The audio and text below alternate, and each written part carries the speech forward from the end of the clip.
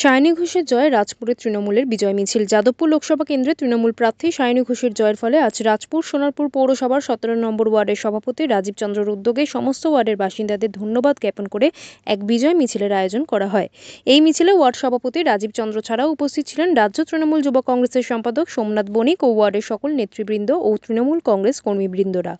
সোনারপুর থেকে সুমন্ত দাসের রিপোর্ট, আমার বাংলা খবর।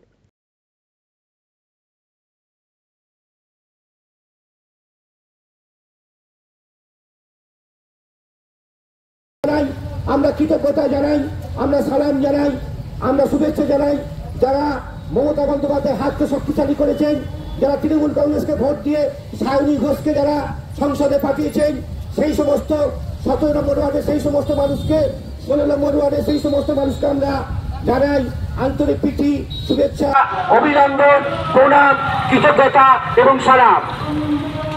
17 নম্বর ওয়ার্ডের সেই সমস্ত মানুষকে আমরা প্রণাম জানাই, আমরা কৃতজ্ঞতা জানাই, আমরা সালাম জানাই, আমরা শুভেচ্ছা জানাই যারা মমতা বন্দ্যোপাধ্যায়ের হাতকে শক্তিশালী করেছেন, যারা তৃণমূল কংগ্রেসকে ভোট দিয়ে সায়নী ঘোষকে যারা সংসদে পাঠিয়েছেন, সেই সমস্ত মানুষকে একদম শুভেচ্ছা, অভিনন্দন। আমাদের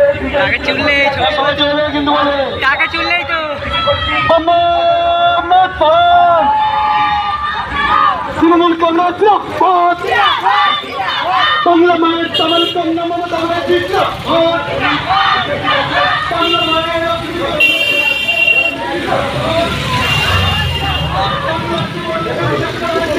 পৌরসভা ভোটের নিরিখে দেখি এই ওয়ার্ড পরাজিত ছিল, সেখান থেকে আজকে এই ওয়ার্ড সায়নী ঘোষকে যে এত সুন্দর একটা লিড দিয়েছে, আপনি কতটা তৃপ্ত? দেখুন, তৃপ্ত তো অবশ্যই হবো, তবে একটা জিনিস যে পৌরসভার নিরিখ এবং লোকসভার নিরিখটা আলাদা থাকে, তারপরেও আমরা অনেকটাই পিছিয়ে ছিলাম, সেই জায়গাটাকে রিকভারি করে আজকে যেই পরিমাণ আমাদের কর্মীরা খেলেছে, প্রথমত তো আমরা এটাকে উৎসর্গ করব আমাদের মাননীয় নেত্রী মমতা বন্দ্যোপাধ্যায় এবং অভিষেক বন্দ্যোপাধ্যায়কে। তার সঙ্গে এটা বলতে ভুলবো না, যাদের মানে সক্রিয় নেতৃত্বে আমরা এই জায়গায় আজকে পৌঁছেছি, আমাদের মাননীয় বিধায়ক অরুন্ধতী লাভলি মৈত্র মহাশয় এবং আমাদের টাউন প্রেসিডেন্ট সিদ্ধার্থ ঘোষ মহাশয়। এবং এইটাও বলতে হবে যে আমাদের যত কর্মী এবং নেতৃত্বরা রয়েছেন তারা অসম্ভব নিজেদের নিগড়ে দিয়েছেন, কারণ আমাদের কাছে এটা চ্যালেঞ্জ ছিল যে আমরা সায়নী ঘোষকে লিড দিয়েই ছাড়বো এই ওয়ার্ড থেকে, তবে আরও বেটার হওয়ার ছিল, সেই জায়গা থেকে কেন হয়নি সেটা আমাদের অ্যানালাইসিস চলছে। তবে আমরা তৃপ্ত যে আমরা সায়নী ঘোষকে লিড দিতে পেরেছি। দেশের বিধানসভা বা তারপরে যে পৌরসভা ইলেকশন আসছে, এই ফল কতটা ফ্যাক্টর করবে বলে আপনার মনে হয়? না, একটা জিনিস হলো যে এইখানে কিন্তু একটা সরাসরি প্রভাব পড়েছে, এটা আমরা সবাই লক্ষ্য করেছি।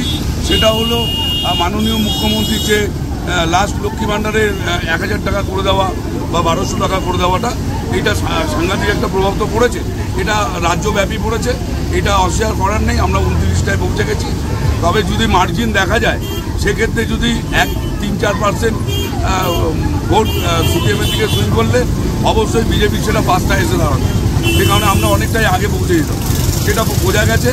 তো মানুষ মমতা বন্দ্যোপাধ্যায়ের ওপর ভরসা রেখেছে, মানুষের ভরসা রয়েছে তৃণমূল কংগ্রেসের ওপর, তৃণমূল কংগ্রেসের উন্নয়নের ওপর।